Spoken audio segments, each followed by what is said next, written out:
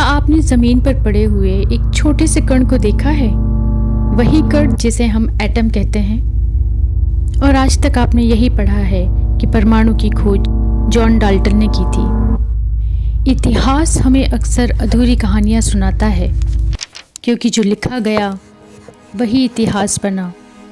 लेकिन आज हम उस समय में लौटेंगे जब एक ऋषि अदृश्य कणों से पूरे ब्रह्मांड को समझ रहा था, और उसी समय दुनिया कुछ और ही सोच रही थी। आज की कहानी है उस व्यक्ति की, उस ऋषि की, जिसने कहा जो दिखाई देता है वह पूरा सत्य नहीं है। उनका नाम था महर्षि कणाद। कणाद का अर्थ होता है कणभक्ष अथवा कणभुज। उनका यह नाम क्यों पड़ा, आइए जानते हैं। सनातन कथा लोक में आपका स्वागत है। क्योंकि भारत ऋषियों की भूमि कहा जाता है, इसलिए हम लेकर आए हैं ऐसे ही ऋषियों की कथाएं। तो हमें सब्सक्राइब करना ना भूलें। तो चलिए सुनते हैं कथा उस महर्षि की जिन्होंने परमाणु सिद्धांत दिया, जिन्होंने दुनिया को बताया कि पृथ्वी हर चीज को अपनी ओर आकर्षित करती है, जो पहले विज्ञान के शिक्षक बने। महर्षि कणाद गुजरात के द्वारिका के आसपास के क्षेत्र में एक महान संत हुआ करते थे, जिनका नाम था उल्का। उनकी पत्नी थी सुलक्षदा। इन दोनों को एक पुत्र की प्राप्ति हुई, जो आगे चलकर कणाद के नाम से विख्यात हुए। कई जगह पर इन्हें कश्यप भी कहा गया। इनके गुरु प्रसिद्ध आचार्य सोम शर्मा जी थे। लगभग 6ठी ईसा पूर्व से 2री ईसा पूर्व तक अपने पूरे जीवन काल में महर्षि कणाद ने परमाणु संरचना का सिद्धांत, गुरुत्वाकर्षण बल, दूरी और गति में संबंध, ऐसे कई सिद्धांत दिए। जब कणाद छोटे थे तो वे आसमान में तारों की गिनती किया करते थे, जो कि अत्यंत ही कठिन काम था। वे यह काम इसलिए करते थे क्योंकि उन्हें अंतरिक्ष और विज्ञान पर गहरी रुचि थी। कणाद शिव के अनन्य भक्त थे। वे अलग ही गहन चिंतन में रहा करते थे। जब वे कहीं जाते थे और वापस अपने घर लौटते थे तो रास्ते पर पड़े हुए अनाज के दाने समेट कर रख लिया करते थे और उन्हें ही पकाकर वे उन्हें खाते थे। इसलिए उनका नाम कणभक्ष और कणभुज पड़ा। उन्हें अनाज के छोटे छोटे कण उठाते देख लोग बाग हंसते थे और कहते थे, इतने छोटे कणों से क्या ही होगा। तब ऋषि मुस्कुराते और कहते, यही कण एक दिन सब कुछ समझा देंगे।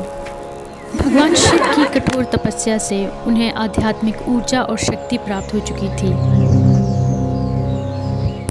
एक दिन कणाद नदी के किनारे बैठे थे। तभी उन्होंने वहां से एक पत्थर उठाया। उस पत्थर को उन्होंने तोड़ा, उसे थोड़ा और तोड़ा और तोड़ा, और ऐसे करते करते उनके मन में एक प्रश्न उठा कि अगर हर चीज टूटती है तो आखिरी टुकड़ा क्या होगा। तब उन्होंने खुद से पूछा, क्या कोई ऐसा कण है जो टूटता ही नहीं है। और यहीं से जन्म हुआ परमाणु सिद्धांत का। कणाद ने कहा, परमाणु अदृश्य होते हैं, वे शाश्वत होते हैं। संयोग से वस्तु बनती है और वियोग से वस्तु नष्ट होती है। उन्होंने कहा, गति ही परिवर्तन का कारण है। आज का विज्ञान हजारों साल बाद इसी निष्कर्ष पर पहुंचा। इस तरह कणाद ने रचा वैशेषिक सूत्र, जिसे कणाद सूत्र के नाम से भी जाना जाता है। और बाद में सन 1808 में जॉन डाल्टन ने अपने प्रयोगों के द्वारा आधुनिक परमाणु सिद्धांत प्रस्तुत किया, जिसके कारण उन्हें आधुनिक परमाणु सिद्धांत का जनक माना जाता है। गुरुत्वाकर्षण का सिद्धांत देने वाले महर्षि कणाद। पश्चिम जगत का मानना है कि सन 1687 से पहले कभी सेब जमीन पर गिरा ही नहीं था। अजीब बात है। उनका मानना है कि गुरुत्वाकर्षण का सिद्धांत न्यूटन ने ही दिया, परंतु महर्षि कणाद वैशेषिक सूत्र में गुरुत्वाकर्षण बल के बारे में पहले ही बता चुके थे। हालांकि इस शक्ति के विस्तार को भास्कराचार्य ने अच्छे से समझाया था। जितने भी संस्कृत सूत्र हैं वह न्यूटन के 913 वर्ष पहले यानी कि ईसा के 600 वर्ष पूर्व ही लिख दिए गए थे। यह सब वैशेषिक सूत्र में लिखा था जो शक्ति और गति के बीच संबंध के बारे में बात करता है।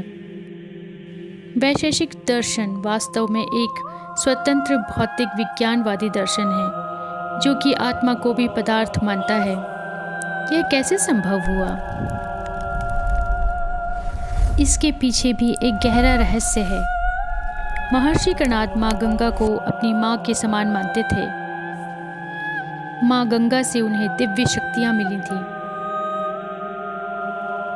ऐसा कहा जाता है कि ऋषि कणाद की तपस्या से प्रसन्न होकर भगवान ने उल्लू पक्षी के रूप में उन्हें शास्त्रों का उपदेश दिया था। इन सब उपदेश सुनने के बाद ही उनके ज्ञान चक्षु इतने तीव्र हो पाए कि वे गुरुत्वाकर्षण के सिद्धांत को, गति को, अणु परमाणु के सिद्धांत को समझने में सक्षम हो पाए। ऋषि कणाद ने अपने अनुयायियों को विज्ञान से संबंधित विषयों को पढ़ाने के लिए वैशेषिक दर्शन शास्त्र विद्यालय की स्थापना की। वहाँ उन्होंने वैशेषिक सूत्र के अलावा विज्ञान से संबंधित कई पुस्तकें लिखी।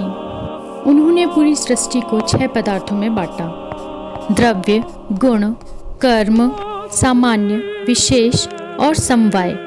बाद में जोड़ा गया अभाव। यह दर्शन तर्क पर आधारित था, आस्था पर नहीं।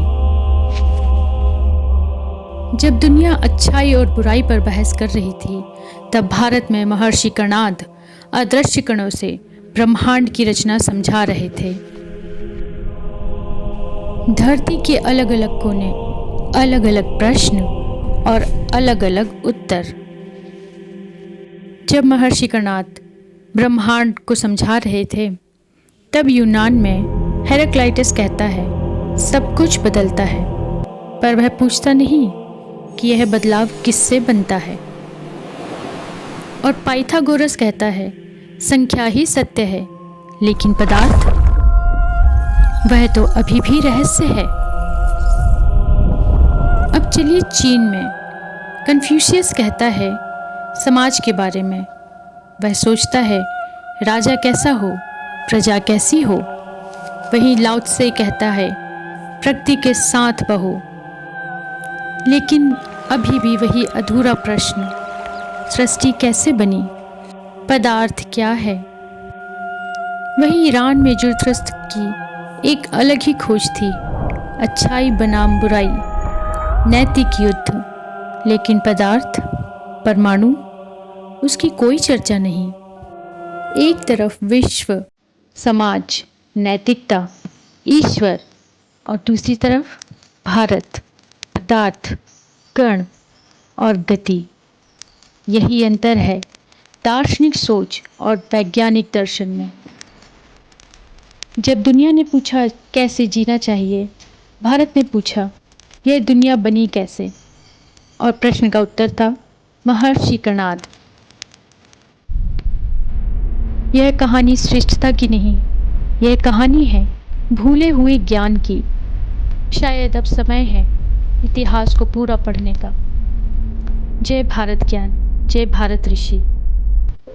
अगर महर्षि कणाद की इस कथा ने आपके हृदय को छुआ हो तो सब्सक्राइब करके सनातन कथा लोक परिवार का हिस्सा बनिए। सनातन भक्ति, ज्ञान और संस्कार के प्रचार प्रसार के लिए इस वीडियो को ज़्यादा से ज़्यादा लोगों में शेयर कीजिए। जय श्री कृष्ण, जय सनातन धर्म। मिलते हैं हमारी अगली कथा में।